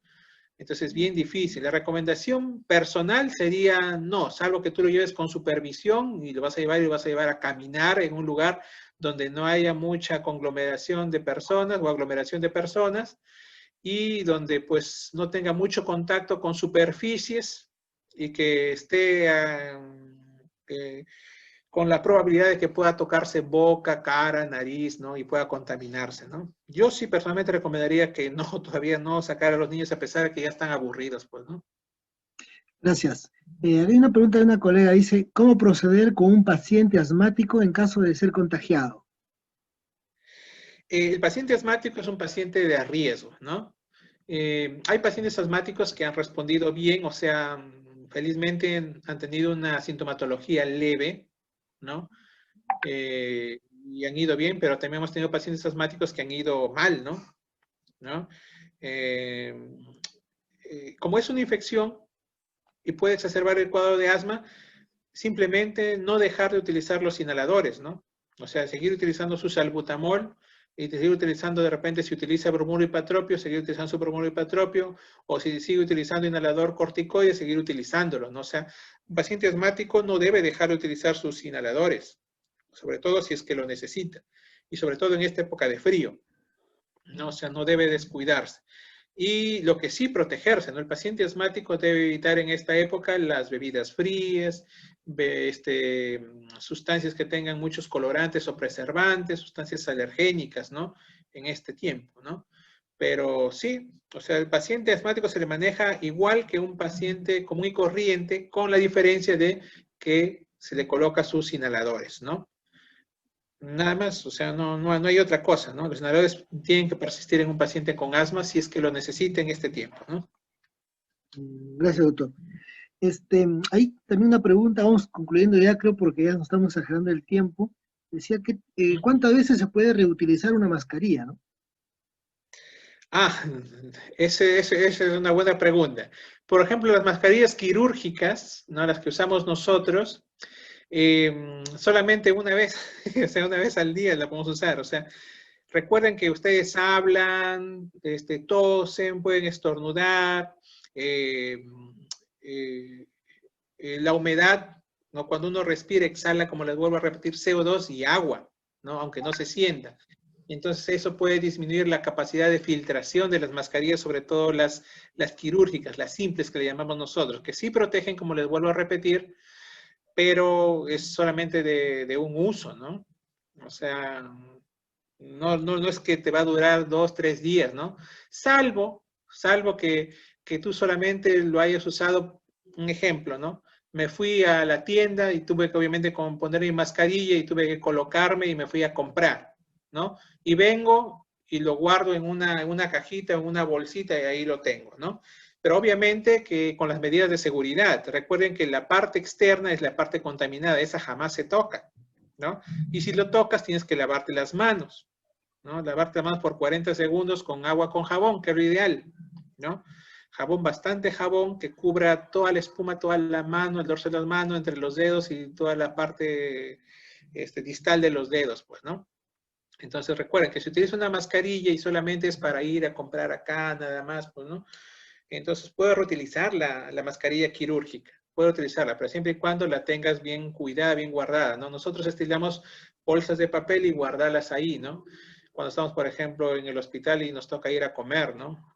Porque son 3 comidas, estamos casi 24 horas en el hospital, entonces damos la máscara quirúrgica en la mañana, a la hora del desayuno, la dejamos y nos ponemos otra máscara para entrar diferente, que es otra máscara diferente, la que entramos para ver a pacientes con coronavirus, la ponemos en una bolsita, luego regresamos nuevamente, nos colocamos para ir a almorzar, entonces, pero la guardamos, algunos lo guardan en un pequeño tupper que han comprado, ¿no? Casi del ancho de la mascarilla, lo colocan ahí, la parte infectada, obviamente, dando hacia el tupper, la parte no infectada, mirando hacia arriba, y o una bolsa de papel, ¿no?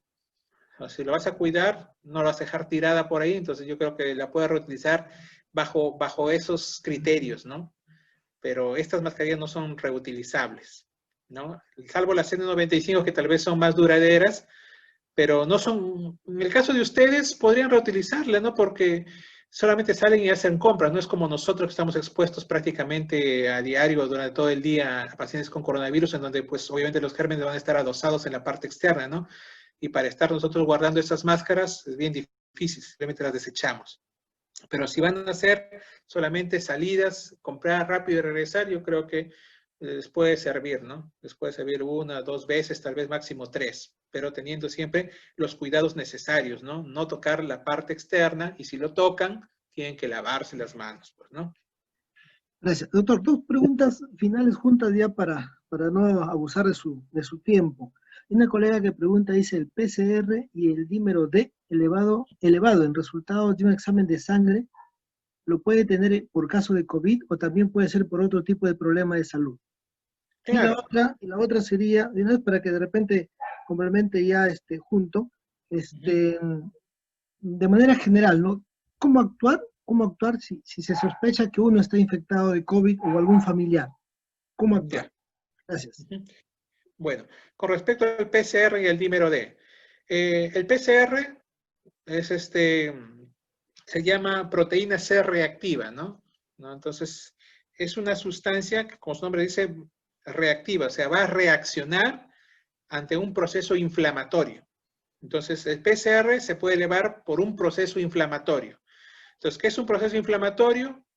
Es un proceso donde el cuerpo empieza a liberar ciertas sustancias ante una noxa, ¿no? Ante una agresión, que puede ser un germen tipo bacteria, ¿no? Puede ser el virus, ¿no? Puede ser el cáncer, ¿no? Puede ser enfermedades reumatológicas, ¿no?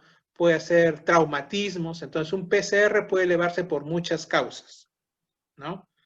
Nosotros no lo utilizamos para diagnóstico, el PCR, lo utilizamos para, más que todo, pronóstico y para seguimiento del paciente, para ver cómo va, ¿no? Porque si la inflamación es inmensa en el caso de un paciente con coronavirus y se eleva el PCR demasiado, entonces estamos hablando que el paciente tiene una inflamación severa, pues, ¿no? Que es clásico en los pacientes con infección COVID con afectación moderada severa, ¿no? Que toma no solamente el pulmón, sino muchos órganos, ¿no? Entonces, el PCR se puede elevar ante cualquier proceso inflamatorio, sí. Ante el COVID también, ¿no? Porque es un proceso inflamatorio provocado por un virus. Pero se puede elevar en otras causas, sí. Por ejemplo, yo puedo no tener COVID, pero tener mi PCR alto porque tengo, de repente, me dio una celulitis en la pierna, o me dio una otitis, ¿no? O de repente, tuve un accidente de tránsito, ¿no? Y estoy con politraumatizado, se va a elevar mi PCR, ¿no? O de repente tengo un familiar que le salió PCR alto, pero no tiene COVID, pero de repente por ahí le encontré alguna neoplasia, un cáncer, el PCR va a estar alto. En el caso del dímero D, se eleva obviamente en la infección por COVID porque es una enfermedad que afecta el sistema cardiovascular, o sea, es una enfermedad que provoca trombosis, ¿no? O microtrombosis, ¿no? ¿Qué es la trombosis? Cuando se forman coágulos en los vasos pequeños. Entonces, eso libera una sustancia que se llama dímero D y se mide, ¿no? Cuando el dímero D está elevado, quiere decir que está en un estado de hipercoagulabilidad el paciente, que es lo más probable es que esté formando trombos, que de repente no se pueden ver porque se ven las vasculaturas más pequeñas, que son las microvasculaturas, ¿no? Que es como lo que hace, obviamente, la infección COVID, ¿no? Por COVID. Pero también se puede elevar en otras enfermedades, sí, en la enfermedad renal crónica, en los pacientes que se dializan puede estar elevado el dímero D, en los pacientes con insuficiencia cardíaca se puede elevar el dímero D, en los pacientes que utilizan anticonceptivos se puede elevar el dímero D, en pacientes que tienen neoplasia se puede elevar el dímero D. O sea, hay muchas patologías que pueden elevar el dímero D, ¿no? Incluso en trombosis venosas profundas provocadas por otras patologías también puede elevarse el dímero D. Así que no es exclusivo de COVID. Pero nosotros, ¿por qué lo utilizamos? No para diagnóstico, lo utilizamos para pronóstico, ¿no? Para seguimiento del paciente, para ver cómo va, para ver qué estrategias de tratamiento vamos a seguir en base a estos resultados. El diagnóstico es diferente para infección por COVID, no se hace por PCR ni dímero D. Solamente nos sirve ver qué tan grave está el paciente cuando ya se diagnosticó la infección por COVID, ¿no? Es en cuanto al PCR y al dímero D. En cuanto a la pregunta... ¿Qué hacer cuando un familiar está infectado? ¿No? Entonces, lo primero que hay que hacer es que si tenemos a un paciente con sintomatología COVID o de repente asintomático, pero que ha salido positivo a una prueba rápida, que ha salido IgM positivo o a una prueba de hisopado, lo primero que tenemos que hacer es aislarlo, ¿no? Aislar a este paciente. Aislarlo significa que ponerlo en su cuarto, ¿no? Un cuarto para él solito. Si tiene baño propio, mejor, ¿no? Porque es un paciente que obviamente va a necesitar hacerse el aseo, va a necesitar hacer sus necesidades. Entonces, si está sobre todo sintomático, va a estar tosiendo, de repente va a estar estornudando y va a estar liberando pues las pequeñas micropartículas que contienen el virus, ¿no? Y puede contagiar a otras personas. Ahora, él también, obviamente, si está sintomático y va a presentar esta sintomatología de tos, estornudos y otras sintomatologías que pueda tener, su cuarto tienen que tener también sus elementos de limpieza para que él mismo pueda realizar su aseo de su cuarto, ¿no? Tener de repente su lejía o de repente su alcohol, lo que él quiere utilizar para poder hacer la higiene de su cuarto, ¿no? Porque la persona, si hay una persona que le va a venir a hacer la higiene, tendría que entrar protegida y él está protegido, ¿no? O sea, cuando ingresa esa persona, tendría que tener él su mascarilla, ¿no? Una mascarilla segura. Obviamente no cualquier mascarilla, igual que la persona que ingresa debería tener su mascarilla si es que quiere entrar a apoyarle en su propia mascarilla y sus lentes, si desea su careta, ¿no? Pero debería estar bien protegida y entrar pues con una ropa de repente impermeable, o si entra con su ropa, esa ropa obviamente desecharla y dejarla para lavarlo con con algún tipo de desinfectante o algún tipo de sustancia para que pueda eliminar los gérmenes que puedan adherirse. No es como si fuese una estancia hospitalaria, ¿no? El aislamiento de una persona, un familiar. Sobre todo si es leve, ¿no? Leve, moderado, porque si es moderado, severo, ese paciente no va a estar en la casa, va a estar en el hospital. Pero si es un paciente que se maneja en la casa, es un paciente que tiene que estar aislado. Si es que no necesita el apoyo de otra persona, ¿no? Él aislado y él hacer todas sus necesidades por sí mismo, limpieza, higiene, todas esas cosas. Y obviamente sus utensilios también propios de él. Y el personal que le va, o mejor dicho, el familiar que le va a brindar la comida, simplemente le coloca una mesita en la puerta, porque tampoco le voy a decir que le deje la comida en el suelo, sino en una mesita, y ahí le dejará pues sus alimentos, ¿no? Sus alimentos. Él obviamente hará la limpieza o la higiene de sus cubiertos también, ¿no? Entonces, eso es con respecto a un paciente leve que necesita de repente algún tipo de apoyo. Pero si es un paciente que es leve, moderado y que está haciendo, que van a necesitar medicamentos administrados de repente intramuscular, endovenoso, ¿no? O de repente un paciente postrado que va a necesitar el apoyo, entonces ahí el manejo es diferente. Si bien es cierto, va a estar aislado el paciente, obviamente también por sus discapacidades tal vez. Entonces el familiar que va a entrar a darle el soporte tiene que entrar con bien seguro, ¿no? Con lentes, mascarilla que lo protejan bien para evitar el contagio y que él lleve el germen a otros familiares, ¿no? Como le vuelvo a repetir, ¿no? He tenido pacientes familiares que han atendido a sus hermanos, tíos, ¿no? Que han tenido la infección, pero ellos entraban pues como si estuviesen en el hospital, ¿no? Con su mameluco y sus máscaras protectoras, ¿no? Cada vez que iban a brindarles el tratamiento, ¿no? Iban a brindarles el tratamiento indicado, ¿no? Y nuevamente ellos en la puerta del cuarto del paciente sacaban su ropa y se desinfectaban para nuevamente regresar, llamémosle así, al ambiente limpio donde está el resto de familiares. O sea, es un poco tedioso, ¿no? Tener a un paciente con infección COVID, ¿no? Para poder apoyarle, pues, ¿no? Con respecto a los alimentos, porque no puede salir y preparar sus propios alimentos, ¿no? Lo ideal, entonces, en conclusión de esto, es que el paciente tiene que estar aislado 14 días en promedio si se detecta la infección, su baño propio para él, ¿no? Si va a salir, tiene que salir con su cubreboca, ¿no? Una cubreboca que evite el filtrado de las partículas, sobre todo, y el familiar que de repente va a estar apoyando tiene que estar también con su cubreboca, su mascarilla y su careta, y los utensilios de alimentación o de higiene propios para el paciente, ¿no? Eso es lo básico realmente, ¿no? Y evitar el menor contacto con las demás personas, ¿no? Es sobre todo tomar conciencia, ¿no? Sí, doctor, y si toda la familia está con COVID, una mayor o menor grado, y no los reciben en el hospital, igual ellos tienen que aislarse, igual tienen que estar con sus mascarillas dentro de la casa. Claro, sí. Ahora, si todos están con COVID, por precaución, usar la mascarilla, porque todos están contaminados, el que los va a atender, o sea, el que esté menos contaminado, llamémosle así, o sea, con la sintomatología más leve, ¿no? Porque ahí el que tiene que atender es el que tiene la sintomatología más leve, ¿no? Porque si todos están positivos, entonces ya no hay otra forma de contagio, ¿no? O sea, ya todos están contagiados, nadie se va a contagiar más o menos. Pero de todas maneras, como le digo, esta enfermedad, hay mucha incertidumbre, no se sabe cómo se evoluciona en una u otra persona.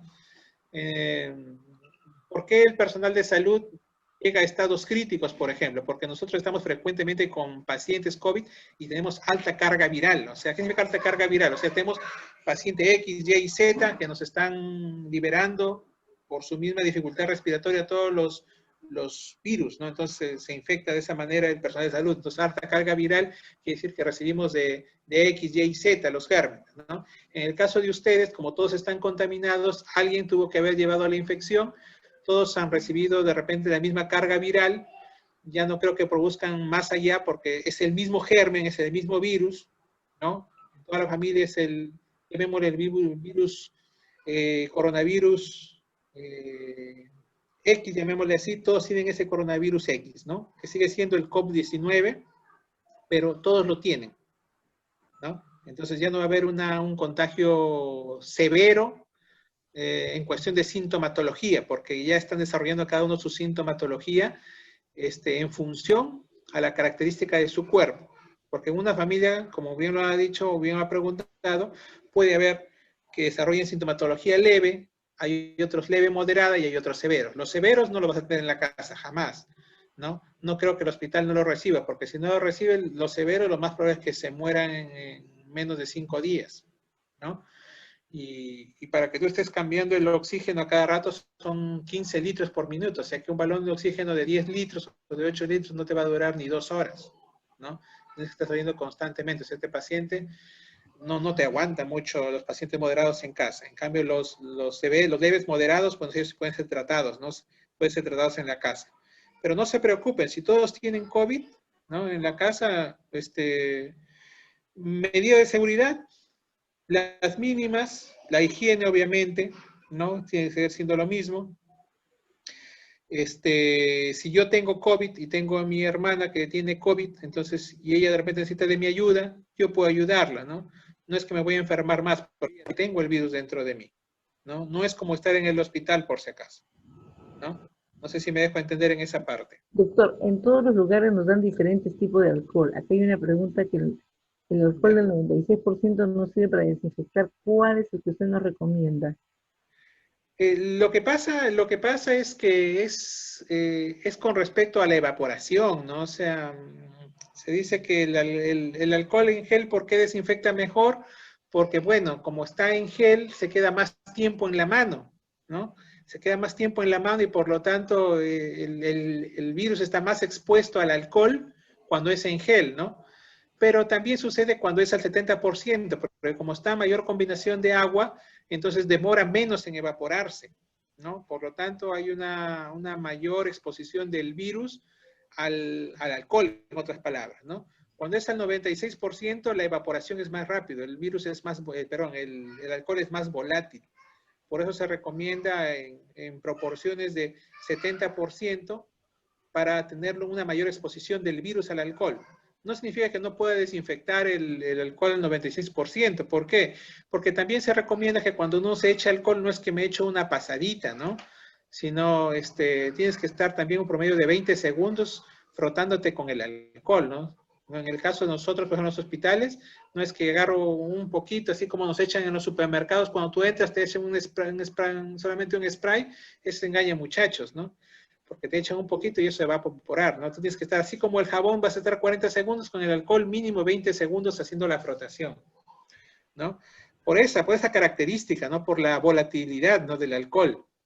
Pero después el de 96 también desinfecta, porque si tú vas a estar lavándote con 96 y sientes que se está evaporando, te vuelves a echar, ¿no? Te vuelves a echar y mantienes tus 20 segundos ahí con el alcohol. Es decir, si es que lo vas a utilizar como antiséptico en lugar del agua y jabón, porque lo ideal es el agua y jabón, ¿no? Eso es lo ideal. Agua y jabón es más ideal incluso que el alcohol o la lejía, ¿no? Que son más irritantes. Doctor Edmilson, muchísimas gracias por identificarse con nosotros, por apoyarnos, que en la primera oportunidad nos dijo ya. Estamos muy agradecidos por ese sentido altruista que tiene por la docencia. Y cedo la palabra a nuestro presidente de la asociación, el profesor Juan Yáñez. Bueno, doctor Villarreal, yo quiero ser muy breve, ya creo que nos hemos abusado de su apoyo en esta ocasión. Estaba programado para 1 hora y media, lo mucho, ya estamos por las 2 horas. De verdad que ha sido muy enriquecedora esta ayuda, este apoyo, esta conferencia que usted ha dado, que nos va a servir para nuestra vida personal, familiar y también profesional, porque de una otra manera también como directivos nosotros estamos siempre conversando con los maestros, los padres o con los estudiantes, ¿no? Muy agradecido de verdad por ese tiempo que usted ha dado. Usted nos ha mencionado que viene del trabajo y de verdad que muy agradecidos por eso. Somos la asociación de directores. En alguna ocasión esperamos nuevamente contar con su apoyo, esperamos que sea así. Y a ver, los maestros, si podemos abrir las cámaras para tomarnos la foto del recuerdo, pues, de manera virtual. Muchísimas gracias nuevamente, doctor. No, gracias a ustedes, ¿no? Acá estamos todos para apoyarnos, ¿no? para poder colaborar justamente en esta situación tan difícil que estamos pasando, ¿no?